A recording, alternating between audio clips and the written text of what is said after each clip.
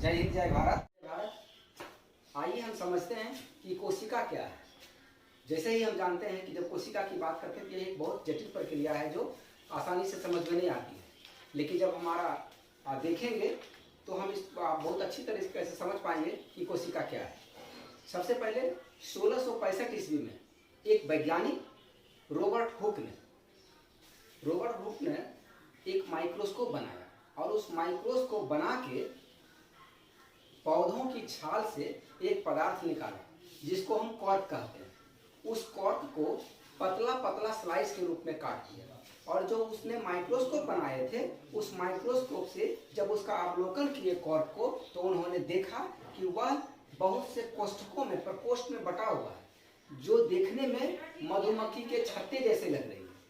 तब उन्होंने इसको एक कमरा कहा और ये प्रकोष्ठ कमरा जो लैटिन शब्द से आया है जिसका मतलब होता है सेल, कोशिका, और इस प्रकार कोशिका की आविष्कार हो गई। और जब इस प्रकार कोशिका की आविष्कार हो गई जो अभी हम देखते हैं तो कोशिकाओं के आकार विभिन्न प्रकार के होते हैं, जहां सबसे सूक्ष्मतम कोशिका जो है, सबसे छोटी कोशिका को हम प्लूरोनिमोनिया कहते हैं, जिसका आकार 0.1 माइक्रोमीटर है।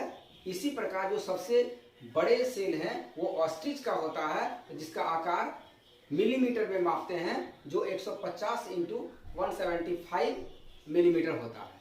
और मानव के शरीर की सबसे लंबी कोशिकाएं न्यूरॉन। जब माइक्रोस्कोप से यह देखा गया कि और क्या क्या होता है कोशिका, तो कुछ ऐसे भी जीव मिले जो एक ही कोशिका की बनी होती थी और उसका संपूर्ण शरीर एक कोशिका की ही बनी होती थी, और इस प्रकार उसको एक कोशिकीय कहा गया। और जिन जीवों की शरीर एक से अधिक कोशिका की बनी होती थी उसको बहुकोशिकीय जीव कहा गया। जैसे एक कोशिकीय में क्लेमाइडोमोनास, अमीबा, पारामीशियम, ये सभी जीवाणु एक कोशिकीय जीव है। और इसी प्रकार जैसे मानव शरीर, बड़े बड़े पौधे, अलगी, फंजाई, ये सभी के सभी बहुकोशिकीय जीव। जब 1674 में एक और डच साइंटिस्ट एंटोनी वॉन लीeuwenhoek ने अपना इलेक्ट्रॉन माइक्रोस्कोप का आविष्कार किया जिसमें लेंस को मैग्नीफाइंग की व्यवस्था थी, तब उन्होंने जाके एक तालाब में निरीक्षण कर रहा था।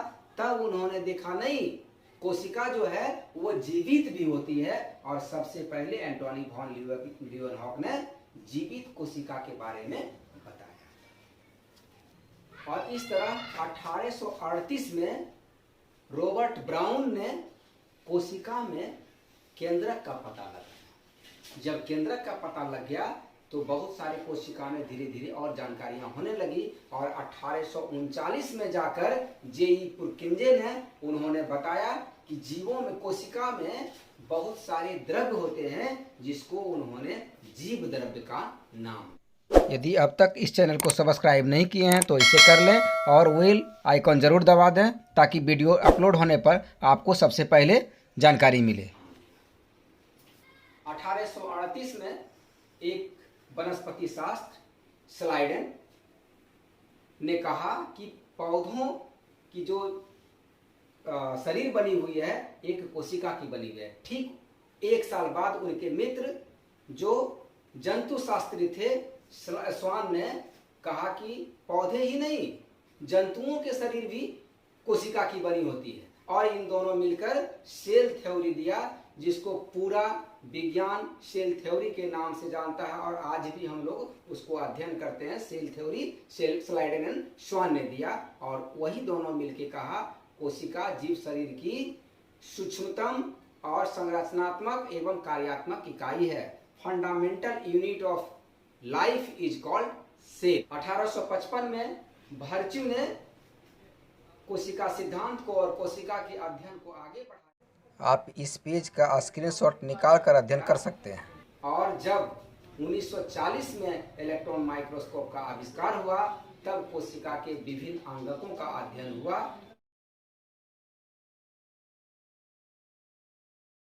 और नेक्स्ट क्लास में हम कोशिका अंगक के बारे में जानेंगे। Thank you.